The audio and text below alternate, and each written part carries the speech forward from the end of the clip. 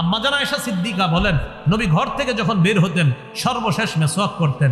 ঘরে ঢুকে সমস্ত কাজের প্রথমে সর্বপ্রথম নবী মেসওয়াক করতেন।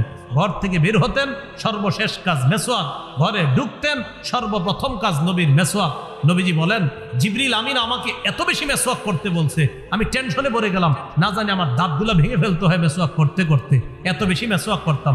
আব্দুল্লাহ ইবনে ওমর রাদিয়াল্লাহু তাআলা আনহুমা বিছানায় মেসওয়াক রেখে দিতেন, ঘুম ভাঙতো মেসওয়াক করতেন, আবার ঘুমায় গেছে মেসওয়াক পাশে রাখা, আবার ঘুম ভাঙছে আবার মেসওয়াক করছে, আবার এইভাবে রাখা, আবার ঘুম ভাঙছে আবার মেসওয়াক করছে। আরে আপনি এত মেসওয়াক করেন কেন? ভাই হাবিবের হাদিস থেকে বুঝছি মেসওয়াকের গুরুত্ব কত।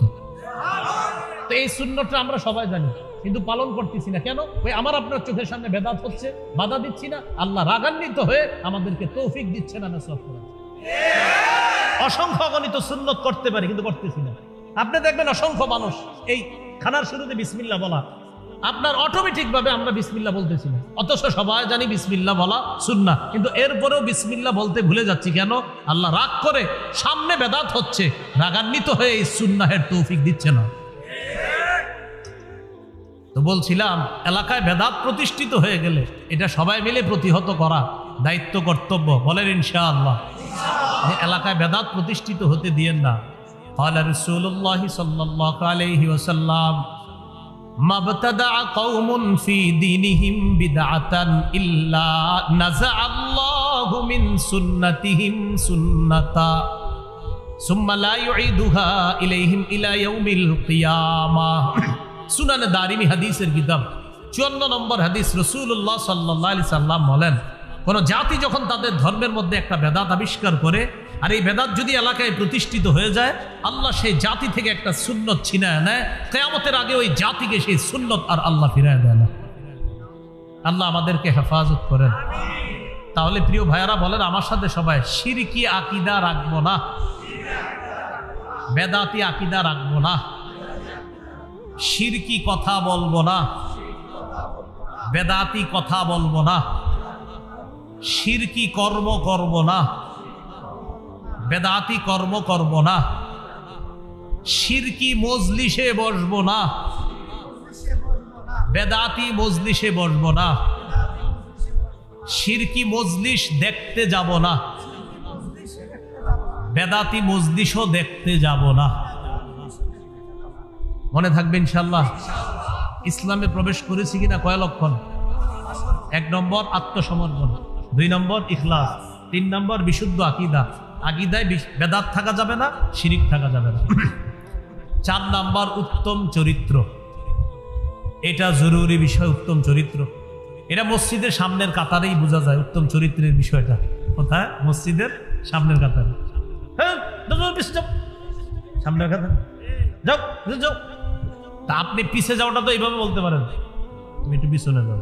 তা আপনি এমন ভাবে বলছেন এই ছেলেটারে বয়স 10-12 বছর, তো হয়তো দৌড় দিয়া সামনের কাতারে চলে গেছে। ঠিক আছে, মুরব্বী বলছে এইভাবে, তো বলতে পারতেন বাবা তুমি পিছনে যাও, আর একজন বড় মানুষ সামনে দাও। এই ছেলেটা আপনারা আগামী 10 দিন সালাম দিবে। আর ওই যে যখন এইভাবে বলবেন যাও যাও পিছনে যাও, আগামী 10 দিন তো সালাম দিবেই না। ওর আম্মারে গিয়ে বলবে আম্মা এই মসজিদে আর যাবো না। এই জন্য আপনার আখলাকটা মসজিদ থেকে আপনি দেখান না। এরপরে মসজিদে খুতবা চলতেছে, মাশাআল্লাহ, খতিব সাহেব ভাষণ দিয়ে খুতবা দিতেছে, মুসল্লিরা একদম মনোযোগ সহকারে খুতবা শুনতেছে। ইতিমধ্যে এলাকার এক হোমলা চোমলা নেতা আইসা সবার ঘাট ডিঙায় সামনে যাইতেছে। এটা কোন ধরনের আখলাক দেখাইলেন আপনি? হ্যাঁ, এটা তো আপনি আখলাক দেখাইলেন, সুন্দর হলো না বিষয়টা? তো এই বিষয়গুলো বাংলাদেশে না থাকলেও পৃথিবীতে আছে। বাংলাদেশে আছে বইলেই তো আমি বলছি। তো এই হলো আপনার আখলাক, এই বিষয়টা ঠিক রাখা। আল্লাহ তাআলা সূরা কলামের 4 নম্বর আয়াতে বলেন, কাফেররা রাসূল সাল্লাল্লাহু আলাইহি সাল্লামের চরিত্র নিয়ে কথা বলেছিল, তা আল্লাহ তাআলা বলে দিলেন, ইন্নাকা লা আলা খুলুকিন আযীম। হাবিব, আমি আল্লাহ আপনার সার্টিফিকেট দিয়ে দিলাম, আপনি মহান চরিত্রের অধিকারী। আনাস ইবনে মালিক রাদিয়াল্লাহু তাআলা আনহু বলেন, খাদামতু রাসূলুল্লাহ সাল্লাল্লাহু আলাইহি সাল্লাম 10 সিনিন। আমি 10 বছর রাসূলুল্লাহ সাল্লাল্লাহু আলাইহি সাল্লামের খেদমত করলাম। কোনোদিন বলেননি কেন এটা করেছো, কোনোদিন বলেননি কেন এটা করনি। 10 বছরে কোনোদিন বলেননি এটা কেন করেছো, এটা কেন করো নাই। 10 বছরও এমনটা বলেননি। যদিও এটা বলা নাজায়েজ না, তুমি কেন করেছো বলা জায়েজ আছে, তুমি এটা কেন করো নাই এটা বলা জায়েজ আছে, কিন্তু নবী কখনো এটা বলেন নাই।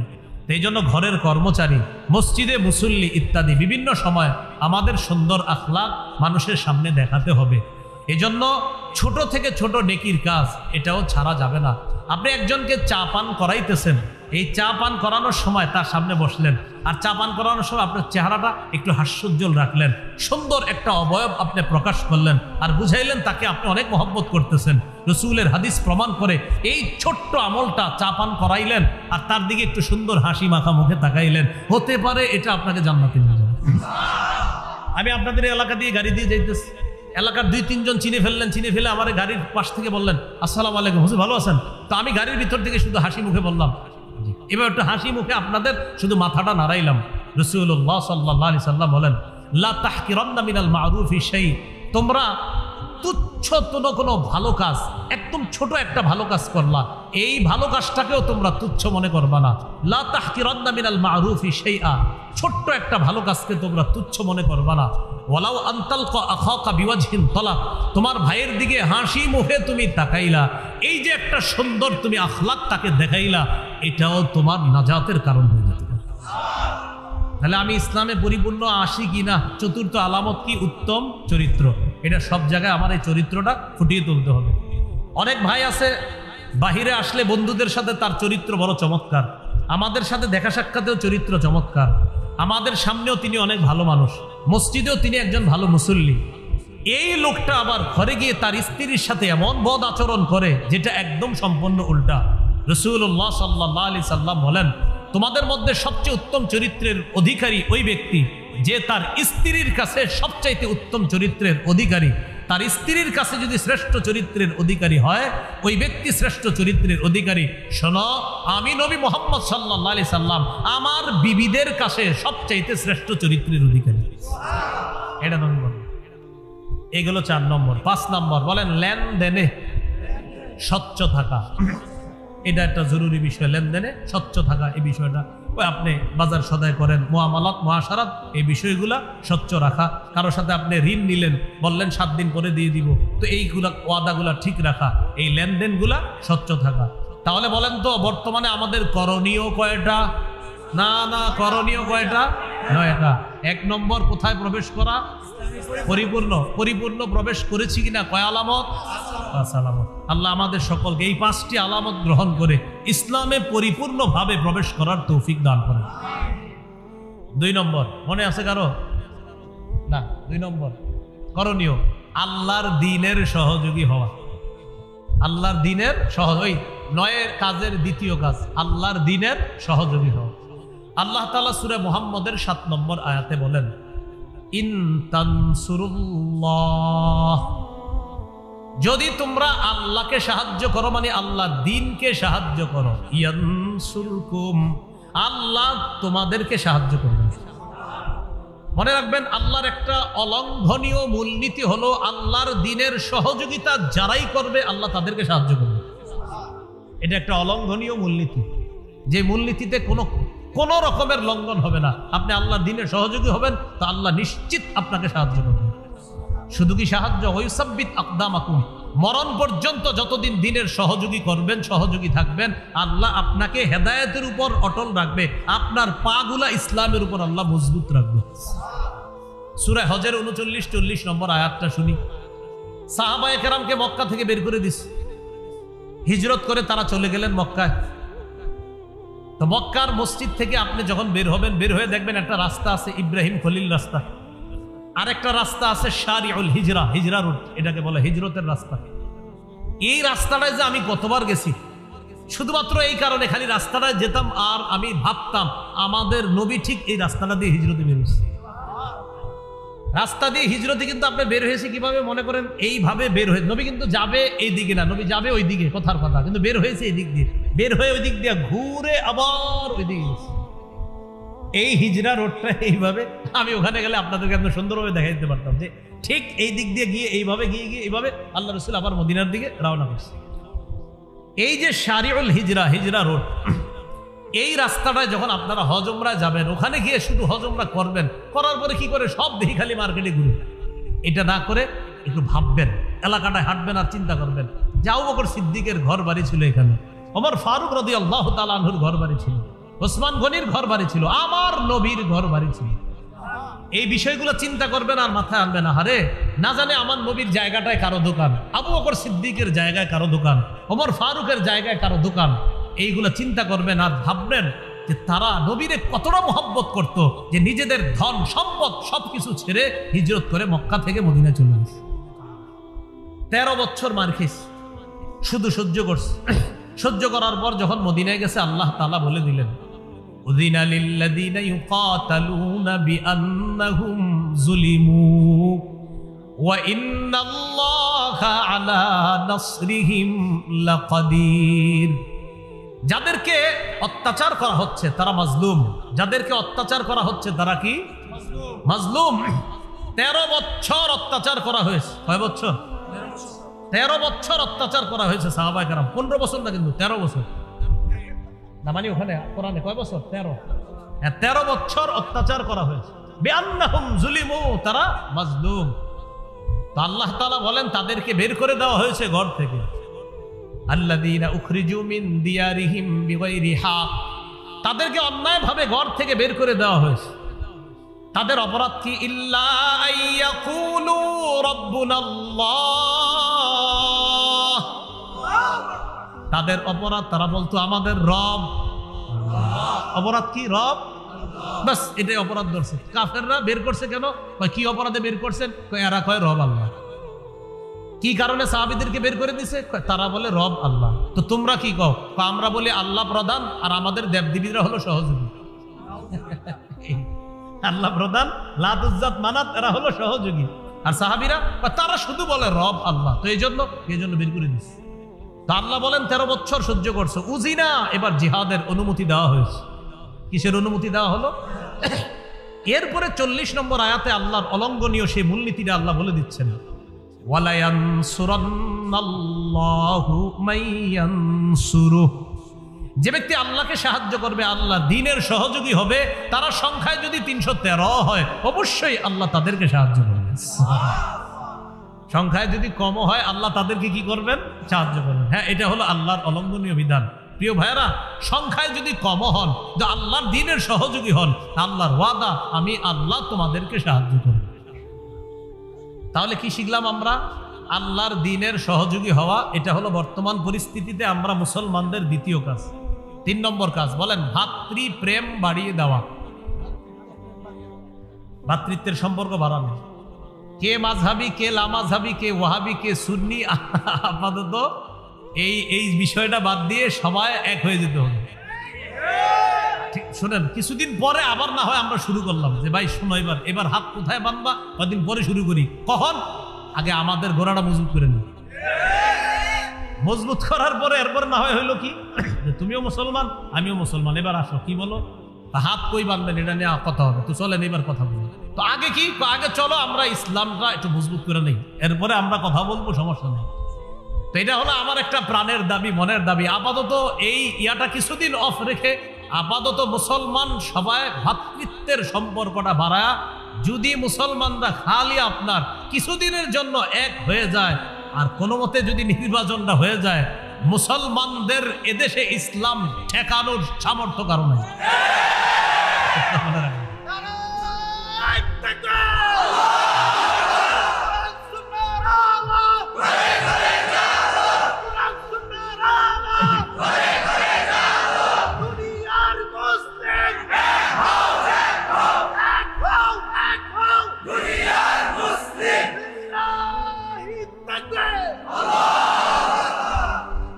এখন আমরা এই এক হওয়াটা, এটা কিন্তু কুফরি শক্তিরা চায় না। আমাদের এক হওয়াটা কারা চায় না? কুফরি শক্তিরা চায় না। কিন্তু আমাদের না, কিছুটা সময়ের জন্য হইল এক হয়ে যাওয়াটা একদম সময়ের দাবি এবং আমাদের প্রাণের দাবি। জানি না কি হয়, আল্লাহর কাছে আমরা দোয়া করতে থাকি, আল্লাহ তৌফিক দান করেন। এই হলো আপনার 3 নম্বর ভ্রাতৃত্বের সম্পর্ক বাড়িয়ে দেওয়া। আপনি কে? আমার ভাই। আমি কে? আপনার ভাই। আপনারা কে? আমার ভাই। আমি কে? আপনাদের ভাই। আপাতত এই পরিচয়টা কিছুদিন এক হয়ে যাওয়া। এটা আল্লাহ সূরা হুজুরাতের 10 নম্বর আয়াতে বলেন, ইন্নামাল মুমিনুনা ইখওয়া, মুমিনরা পরস্পর ভাই ভাই। মুমিনরা পরস্পর কি? ভাই ভাই। এবার একটা হাদিস বলি, হাদিসের অনুবাদটা আমরা সবাই করব। সহিহ মুসলিমের বর্ণনা 6435 নম্বর হাদিস। এই হাদিসের মধ্যে আসছে রাসূলুল্লাহ সাল্লাল্লাহু আলাইহি সাল্লাম বলেন, লা তাহাসাদু ওয়ালা তানাজাশু ওয়ালা তাবাগাদু ওয়ালা তাদাবারু ওয়ালা ইয়াবি'ু বা'দুকুম আলা বাই'i বা'দিন। বলেন সবাই, তোমরা পরস্পর হিংসা করো না, তোমরা পরস্পর ঝগড়া করো না, পরস্পর বিদ্বেষ পোষণ করো না, একে অপরের ক্ষতি করার জন্য আড়ালে শত্রুতা করো না। একজনের ক্রয় বিক্রয় চলাকালীন আরেকজন ক্রয় বিক্রয় করবা না। এটা হলো কেমন? ভাই মাছ কত? 200 টাকা। 195 দেই না ভাই, 200 দিলে নিব। তো ঠিক আছে 200 টাকা দেন, তাহলে চুক্তি হয়ে গেল 200। পাশে দিয়ে একজন দেখে মাছটা খুব সুন্দর, বা আমি 220 টাকা দিব, এটা নিষেধ, এই কাজটা নিষেধ। তাহলে নবী আমাদেরকে নিষেধ করলেন, হিংসা করো না, পরস্পর বিদ্বেষ পোষণ করবা না, একে অপরের ক্ষতি করার জন্য আড়ালে শত্রুতা করবা না। তো আমরা নবীজির কাছে জানতে চাই, হাবিব তা আমরা কি করব? নবীজি বলে দিলেন, কুনু ইবাদাল্লাহি ইখওয়ানা। বলেন, হে আল্লাহর বান্দারা, তোমরা পরস্পর ভাই ভাই হয়ে যাও। তাহলে আমাদেরকে কি হয়ে যেতে বলছে? তাহলে আপাতত হিংসা, বিদ্বেষ, পরশ্রীকাতরতা, লোভ, লালসা ইত্যাদি এটা বাদ দিয়ে আপাতত কে কার সাথে বহস, তর্ক ইত্যাদি কিছুদিন আমরা রাখি। আপাতত আমরা এক হই যে আমরা মুসলমান, যে কোনো মূল্যে এদেশে ইসলাম চাই। আমাদের মনের দাবি, কানের দাবি, আল্লাহ কবুল করেন। কত গেল? 3। 4 নাম্বার, ঝগড়া বিবাদ কমায়া আন্তরিকতা বাড়ানো। ঝগড়া বিবাদ কমিয়ে আন্তরিকতা বাড়ানো। এটা কিভাবে করা যায়? এটা করা যায় কিভাবে? আমার সাথে ওনার ঝগড়া, আমাদের দুইজনকে বেশি একসাথে বসাইতে হবে। আমার সাথে ওনার ঝগড়া, এই দুইজনে বারবার একসাথে চেয়ারের মুখোমুখি বসাতে হবে, 2 কাপ চা রাখতে হবে। কথার কথা আর কি, আপনারা আরো কিছু রাখেন। তো এরকম দুইজনে বসায় কথা বলাইতে হবে। আমি এটা বিশ্বাস করি, আমরা দূরে থেকে যে একজন আরেকজনের যতই বিরোধিতা করি, সামনে বসায় দেন, দেখবেন আমাদের মতো আপন কেউ নেই। এই ঝগড়া কমায় আন্তরিকতা বাড়াতে হবে। এই ব্যাপারে আল্লাহ তাআলা বলেন, ওয়া আতিউল্লাহা ওয়া রাসূলাহু ওয়া লা তানাযাউ ফাতাফশালু ওয়া তাযহাবা রিহুকুম। তোমরা আল্লাহর আনুগত্য করো, নবীর আনুগত্য করো। ওয়া লা তানাযাউ, তোমরা পরস্পর ঝগড়া করো না। যদি ঝগড়া করো, ফাতাফশালু, দুর্বল হয়ে যাবা। ওয়া তাযহাবা রিহুকুম, তোমাদের শক্তি খর্ব হয়ে যাবে। সবাই এদিকে তাকায় বুঝেন, 1 জন 2 জন 3 জন 4 জন, আমরা 4 জন মিলে একটা দল, শক্তি কম না বেশি? 4 জনের 4টা দল, কম না বেশি? 4 জনের 1 দল, শক্তি কম হলো না বেশি? 4 জনের 4 দল, কম। তাহলে 4 জনে মিলে এক হওয়া, এটা শক্তি বেশি। কিন্তু কোনো এক কারণে আমরা 4 জনের মধ্যে একটু দ্বন্দ্ব ঝগড়া হয়ে গেছে, 4 জন আলাদা হয়ে গেছি, আমি 4 জনই বলতেছি আমি ঠিক, উনি বলে উনি ঠিক, উনি বলে উনি ঠিক, উনি বলে উনি ঠিক। আল্লাহ তাআলা বলেন, মাঝে দিয়ে যে ক্ষতিটা হয়ে গেল, তাযহাবারি হুকুম, তোমাদের শক্তি খর্ব হয়ে গেছে। এই শক্তি দুর্বল হয়ে যাওয়ার কারণে তোমরা কিন্তু বিপদে পড়বা। এই গেল আপনার 4 নাম্বার। 5 নাম্বার, দুনিয়ার বিলাসিতায় মজে যাওয়া যাবে না। যুবক ভাইয়ারা, দুনিয়ার বিলাসিতা বর্জন করা। তিরমিজির বর্ণনা, রাসূলুল্লাহ সাল্লাল্লাহু আলাইহি সাল্লাম বলেন, লাউ কানাতিদ দুনিয়া তা'দিলু ইনদাল্লাহি জানাহা বাউদা লামা সাকা কাফিরাম মিনহা শারবাতা মা। রাসূলুল্লাহ সাল্লাল্লাহু আলাইহি সাল্লাম বলেন, দুনিয়ার মূল্য যদি আল্লাহর কাছে মাছির ডানা পরিমাণ হতো, মশার ডানা পরিমাণ হতো, তাহলে একজন কাফেরকে আল্লাহ 1 ঢোক পানি পান করতে দিতেন না। এই জন্য দুনিয়ায় মজে যাওয়া যাবে না। 6 নাম্বার, গুরুত্বপূর্ণ কথা, বলেন আমার সাথে সবাই, অধিকার আদায়ের লড়াই অব্যাহত রাখা। অধিকার আদায়ের লড়াইয়ের পবিত্র নাম জিহাদ।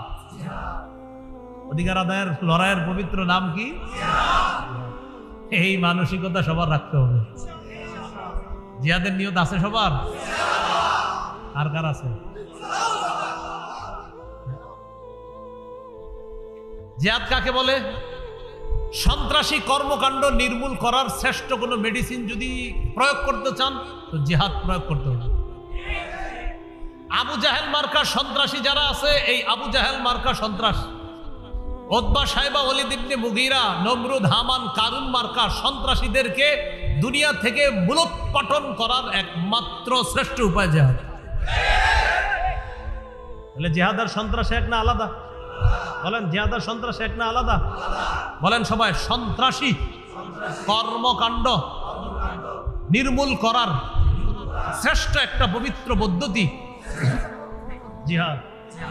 আমরা এটা প্রত্যেককে, এই আজকে ওয়াজে শুনছেন এমন না, এখানে অনেকে আছেন এই বিষয়টা পার্সোনালি প্রত্যেকে বলবেন যে ভাই শোনো, সন্ত্রাস আর জিহাদ এক না।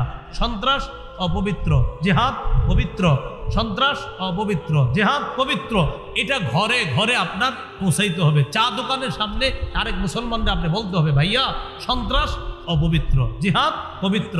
আবু জাহেল সন্ত্রাসী, হামান সন্ত্রাসী, কারুন ফেরাউন নমরুদ সন্ত্রাসী, ইব্রাহিম নবী মুজাহিদ, মুহাম্মদ সাল্লাল্লাহু আলাইহি সাল্লাম মুজাহিদ। এইভাবে আমরা মানুষকে বুঝাতে হবে। বলেন ইনশাআল্লাহ। قال رسول الله صلى الله عليه وسلم عليكم بالجهاد في سبيل الله فإنه باب من أبواب الجنة।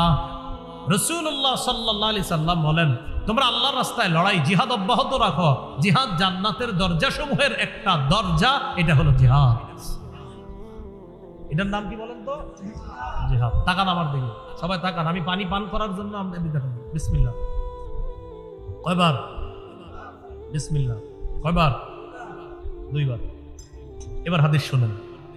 قال رسول الله صلى الله عليه وسلم من قاتل في سبيل الله فوق ناقة وجبت له الجنة।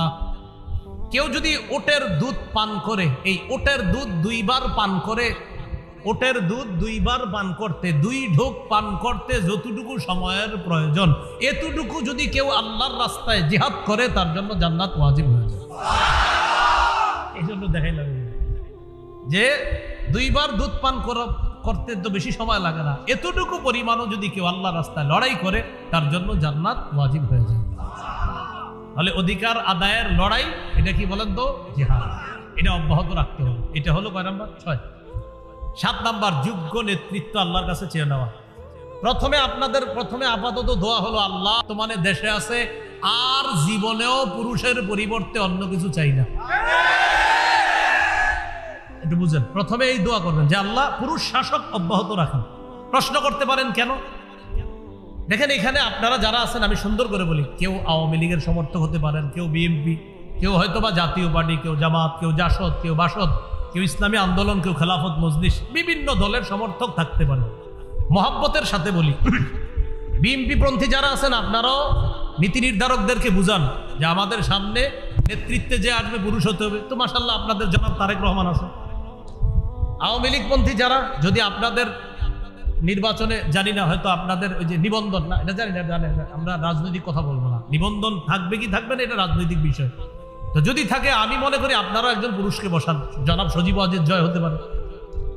জাতীয় পার্টি, এদের মধ্যে আবার 2 দল হয়ে গেছে, এক দলে আবার প্রধান মহিলা, আরেক দলের আবার পুরুষ। আমি বলবো আপনারা পুরা এক হয়ে পুরুষকে বসান। আর মাশাআল্লাহ আমাদের ইসলামী দলে তো মাশাআল্লাহ সবাই পুরুষ, এটা বলার অপেক্ষা রাখে। এই জন্য ভাবনার বিষয়ে কারে বসাবে। তো আমি বলছি, রাসূলুল্লাহ সাল্লাল্লাহু আলাইহি সাল্লাম বলেন, লা ইউফলিহা কওমুন ওয়াল্লাহু আমরহুম ইমরাআতান। এটা হলো মূলনীতি, মনে রাখবেন। রাসূলুল্লাহ সাল্লাল্লাহু আলাইহি সাল্লাম বলেন, ওই জাতি কিছুতেই কখনোই সফল হবে না, ওই জাতি কিছুতেই সফল হবে না। আবার বলছি, বলেন, ওই জাতি কিছুতেই, আবার ওই জাতি কিছুতেই যারা তাদের নেতৃত্বে কোনো নারীকে বসায়। সোজা হিসাব নবীজির বক্তব্য। নবীজি বলে দিয়েছেন, যারা তাদের দায়িত্বে কোনো নারীকে বসাবে এই জাতি কখনো সফল হবে না। এই জন্য আমি কিন্তু মহব্বতের সাথে বলছি, আপনারা যেই দলে করেন সবাই আপনাদের পুরুষ নীতি নির্ধারক যারা, তাদের সাথে কথা বলেন। আমি রাজনীতি বক্তব্য পারিও না, বলিও না, কিন্তু আমি শুধু বললাম পরামর্শ হিসাবে, যদি সফলতা চান পুরুষ লাগবে।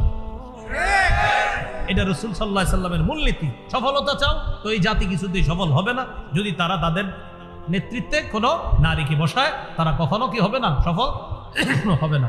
আল্লাহ আমাদের সকলকে কথাগুলা বুঝে শুনে আমল করার তৌফিক দান করেন। এবার পুরুষ যে শাসকটা হবে, আল্লাহর কাছে দোয়া করতে হবে, আল্লাহ এমন একজন শাসক বানায়া দেন যিনি মৌলিকভাবে আমাদের দেশে 4টি বিধান প্রথমে বাস্তবায়ন করবে। কয়টি? 4টি বিধান বাস্তবায়ন করবে। আল্লাহ তাআলা বলেন, আল্লাযীনা ইম্মাক্কান্নাহুম ফিল আরদ আকামুস সালাহ ওয়া আতাউয যাকাতা ওয়া আমারু বিল মা'রুফি ওয়া নাহাউ আনিল মুনকার। সূরা হজের 41 নম্বর আয়াত। আল্লাহ তাআলা বলেন, আমি যাদেরকে শাসন ক্ষমতায় বসাবো তাদের মৌলিক কাজ হবে 4টা। কয়টা? বলেন, নামাজ কায়েম করা, যাকাত আদায় করা। যাকাতের বিধান যদি রাষ্ট্রীয়ভাবে চালু হয়ে যায়, সুদ সালাম দিয়া ভাগবে। সুদ বলবে আমি আমি আমি আর থাকবো না, তা আমি বড় বিপদে আছি। কেন? যাকাত যেইভাবে শুরু হয়েছে আমি শুদ্ধ আর টিকতে পারবো না। এলো 2 নাম্বার। 1 নাম্বার নামাজ কায়েম করা, 2 নাম্বার যাকাত বিধান পালন করবে, এটা হলো শাসকের দ্বিতীয় কাজ। 3 নাম্বার ওয়া আমারু বিল মা'রুফ, নেক কাজের আদেশ করবে। 4 নাম্বার ওয়া নাহাউ আনিল মুনকার, অসৎ কাজ থেকে নিষেধ করবে। এই হবে শাসকের 4টা কাজ। তো অসৎ কাজ থেকে নিষেধ করবে, এখানেই তো সব আইসা যায়। এখানে আপনার সবকিছু আইসা যায় যে কোন ধরনের দুর্নীতিকে যিনি প্রশ্রয় দিবেন না, এমন একজন শাসক হবে। তাহলে আমরা আল্লাহকে আজকে থেকে আমি যত মাহফিলে যাইতেছি, প্রায় মাহফিলে বা প্রায় জায়গায় ওয়াদা করাই যে ভাই আল্লাহর কাছে ডেলি প্রতিটা মুসলমান 2 রাকাত নামাজ অতিরিক্ত সালাতুল হাজত এই নিয়তে পড়বেন, আল্লাহ মরণের আগে যেন এদেশে কোরআনের আইন দেখে যেতে পারি। 2 রাকাত নামাজ এই নিয়তে পড়বেন। মুসলমান হিসাবে আমার ধর্মীয় গ্রন্থ কোরআন আমি আল্লাহর কাছে দোয়া করবো, আল্লাহ কোর্ট, সুপ্রিম কোর্ট, হাইকোর্ট, জজ কোর্ট, সংসদে আল্লাহ কোরআনের বিধান এটা দেখতে যাই। এখন আপনার হিন্দু বন্ধু কলিগ যারা চাকরি করে তাদেরকে বুঝাইতে হবে এইভাবে। তারা বলবে, আচ্ছা তুমি যেহেতু ইসলামের জন্য দোয়া করো, কি হবে বলো তো? বলবেন, ইসলাম যদি জিতে যায় আমিও নিরাপদ, তুমিও নিরাপদ। হিন্দুকে কি বলতে হবে? ইসলাম জিতে গেলে আমিও নিরাপদ, তুমিও নিরাপদ। এই বিষয়টা অমুসলিমদেরকে আমরা মুসলমানরা বুঝাতে হবে। হিন্দু, বৌদ্ধ, খ্রিস্টান সবাই ইসলাম যদি কায়েম হয় সবাই নিরাপদ থাকবে। যার প্রমাণ বন্যায় অসংখ্য অগণিত অমুসলিম মসজিদ মাদ্রাসায় আছে। আল্লাহ কথাগুলো বুঝার তৌফিক দান করেন। এগুলো 7 নম্বর। 8 নম্বর শুরা ব্যবস্থা। শুরা ব্যবস্থা, পরামর্শ করে কাজ করা, এটা খুব জরুরি। যেমন উপদেষ্টা মন্ডলী এখন যারা, তারা দেখা যাইতেছে মাসে মাসে ওই রাজনৈতিক দলগুলোর সাথে পরামর্শ, এটা একটা ভালো দিক। তারা যে পরামর্শ করে এটা কিন্তু ভালো দিক। পরামর্শে অনেক কিছুর সমাধান আসে, এই পরামর্শ এটা জরুরি। বাকি পরামর্শ শুরা ব্যবস্থা, এটা ইসলামী একটা শুরা ব্যবস্থা। এই বিষয়ে কথা বলা দরকার সবাই, এই শুরা জিনিসটা কি। খতিব সাহেবরা জিজ্ঞাসা করবেন শুরা জিনিস কি, এই বিষয়গুলো বেশি বেশি আলোচনা হওয়া দরকার, এগুলো বোঝা দরকার। আল্লাহ তাআলা বলেন ওয়াশাবিরহুম ফিল আমর, নবী আপনি তাদের সাথে যে কোনো বিষয়ে পরামর্শ করেন। পরামর্শ করার পর ফাইদা আযামতা, আপনি যখন দৃঢ় প্রতিজ্ঞা করে ফেলবেন, ফাতাওয়াক্কাল আলাল্লাহ, তখন আল্লাহর উপর ভরসা করবেন। তাহলে 8 নাম্বার শুরা ব্যবস্থা, এটা জোরদার করা। আর এই বিষয়গুলো আমরা খুব গুরুত্ব সহকারে নেওয়া। শুধু দাওয়াত তাবলীগের সাথী ভাইরা পরামর্শ করে, মাশওয়ারা করে, মাশওয়ারার কাজটা সুন্নতটা ঘরে ঘরে চালু করতে হবে। আপনারা পারিবারিক মিটিংগুলো করেন না, মিটিংয়ের নাম দিবেন মিটিং না, বলবেন শুরা, মাশওয়ারা। মাশওয়ারা দিবেন, যে ঘরে বলবেন আজকে আমাদের পারিবারিক মাশওয়ারা। তো মিটিংটা না বলে আমরা একটা ইসলামী শব্দ বলি, সমস্যা নেই, কি বলবো? মাশওয়ারা। আপনারা 4জন 5জন ব্যবসায়ী একসাথে ব্যবসা করেন, তো বলবেন ভাই আগামীকাল আমরা 5 জন একসাথে বসতে হবে। কেন, কোনো মিটিং আছে ভাই? এই জায়গায় এটা না বলে বলবেন ভাই কোনো মাশওয়ারা আছে? হ্যাঁ, আমাদের আগামীকালকে 5 জন ব্যবসায়ীর একটা মাশওয়ারা আছে। আমি চাইতেছি ইসলামী এই যে আপনার কথাগুলা, এই ইসলামী শব্দগুলা, এটা মুসলমানদের মুখে মুখে উচ্চারিত হোক, এই শব্দগুলা। এগুলো 8 নম্বর। 9 নম্বর বলেন, শত্রুকে কোনোভাবেই বন্ধু ভাবার সুযোগ নাই। শত্রুকে বন্ধু বানানো যাবে না। হ্যাঁ, মাঝে মাঝে অভিনয় করতে পারি আমরা, যে হ্যাঁ হ্যাঁ ঠিক আছে ঠিক আছে, তুমি, এর মানে এরকম না যে তুমি আমার বন্ধু। রাসূল সাল্লাল্লাহু আলাইহি সাল্লাম মদিনায় গেছে, ইহুদিদের সাথে কিছু বিষয়ে চুক্তি করছিলেন। তোমাদের বিপদে আমরা পাশে দাঁড়াবো, আমাদের বিপদে তোমরা পাশে দাঁড়াবা। এর মানে কি তাদের ইহুদিবাদকে সমর্থন করা? না। হ্যাঁ, আমাদের শত্রু যারা, তাদেরকে এরকম বলতে পারি মাঝে মাঝে, হ্যাঁ হ্যাঁ ঠিক আছে, আপনাদের এই কাজ এটা ঠিক আছে, এটা ঠিক না, ওটা ঠিক। মনে মনে রাখতে হবে, চান্দু তুমি কিন্তু আমার শত্রু, মনে মনে রাখতে হবে। কারণ আল্লাহ তাআলা সূরা মাইদার 51 নম্বর আয়াতে বলছে, ইয়া আইয়ুহাল্লাযীনা আমানু লা তাত্তাখিযুল ইয়াহুদা ওয়ান নাসারা আউলিয়া। হে ঈমানদারগণ, ইহুদি খ্রিস্টানদেরকে অভিভাবক রূপে গ্রহণ করো না, এদেরকে বন্ধু বানাও না। বাদুহুম আউলিয়া বাদ, তারা একে অপরের বন্ধু। সাময়িক সময়ের জন্য মনে হবে সে তোমার উপকার করতে চায়, মনে রাখবা তোমার উপকারের পিছনেও সে হাজারটা ক্ষতি করতে চায়। আল কুফরু মিল্লাতুন ওয়াহিদা, সমস্ত কুফরি শক্তিগুলা এক, এটা মনে রাখতে হবে। কুফরি শক্তি যদি এক হতে পারে, আমরা সব মুসলমানরা কেন এক হতে পারবো? এই হলো 9 নম্বর কথা, যে শত্রুকে বন্ধু হিসাবে গ্রহণ করা যাবে না, শত্রুকে শত্রু মনে করতে হবে।